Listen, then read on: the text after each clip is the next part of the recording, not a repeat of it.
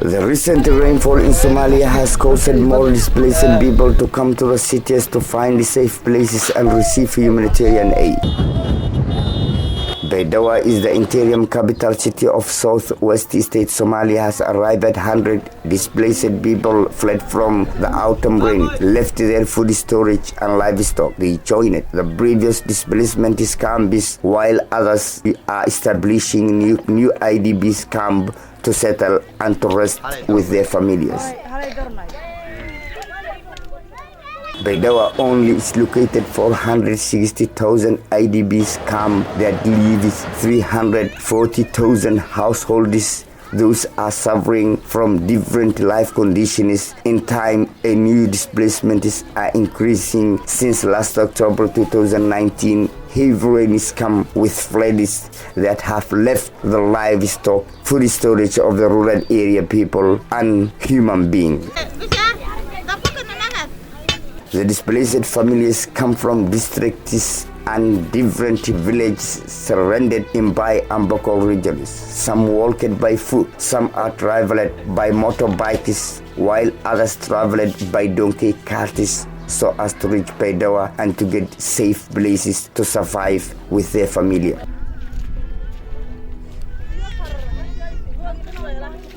The displaced families didn't get what they hoped to get when they reached Baidoa, and that was to get humanitarian supplies from UN and international agencies, but it could not happen. In addition to suffering for rainfalls, cold and hunger that no one was relieved. On 1st October 2019, when heavy rains started in Somalia and made floods to many regions in south and central Somalia like Beledweyne and districts in by region of southwest state like Berdale, number of people have started to displace from their residences to searching a place that they could have survived from rainfalls such as Baidoa in order to get a place to save their families fled from floods, rainfalls that they were suffering since the start of autumn year.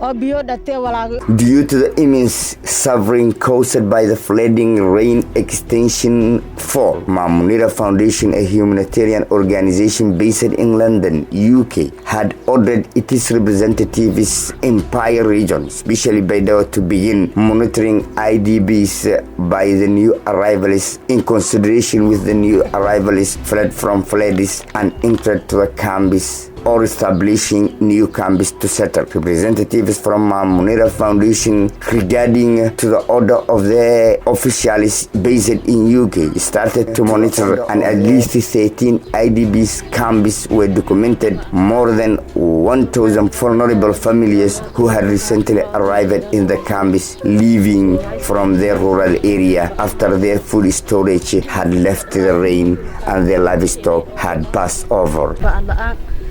Kolon haysano gargaar aan hay'ado ku haysano aduna sheegan ma haysano mas'uul ma haysano bi ma haysano ba ma haysano min raabti min kunu kaalan bana mi jeelay oo dan bahayn soo mas'uulaan dhiniya noloda deganye hay'ado niya nahno marahaya dhiniya marahana kaamta gacan heesan dheeri walina ne ka kooy waayo dhabaatay gordo aysan bay ma jiro fiim haysan.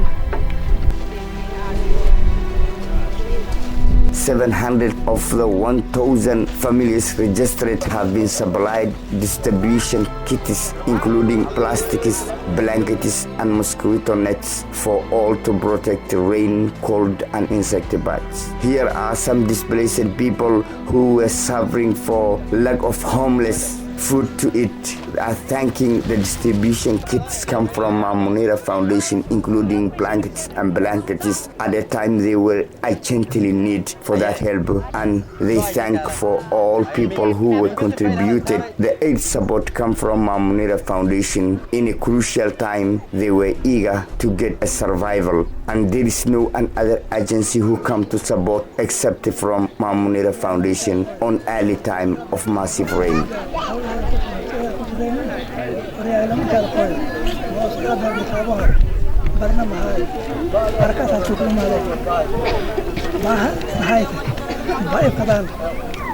حتى سرير مقبل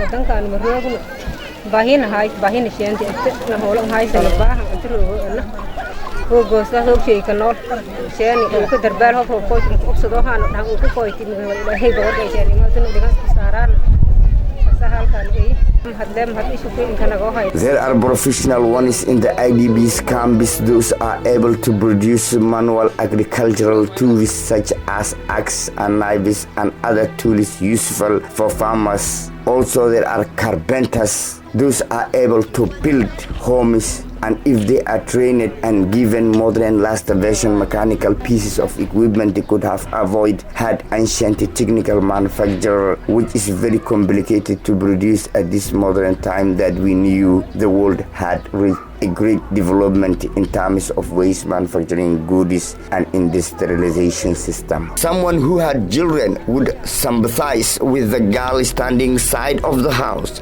made of sticks and clothes appearing there. She's about 7 years old. That the fortune of her life brought her to live in IDB's camp.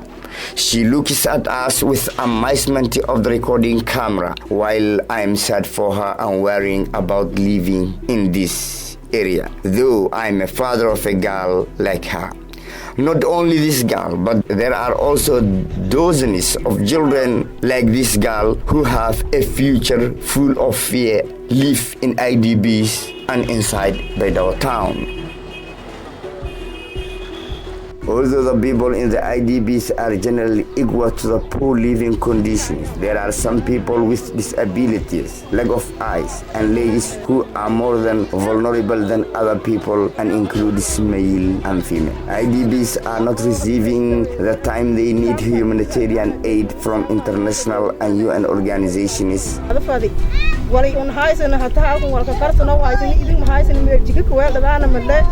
Ali andi baataysanaha lahani deero fagaan dadka iyo nay toy baadiya idin jeewar awlaadun ku noolaysa faninin hani deero fagaan qofka kan hadana hayo kan ay baad ku gargaro ayna kan waa banay ku meeruna bariyana male walaalayaal hay'ad sharafta leh ali andi bangnaha walahani deero fagaan oo aragtayada baadiyo onay toy hunguriga iyo wali arag walba ka dhagada fadi wal.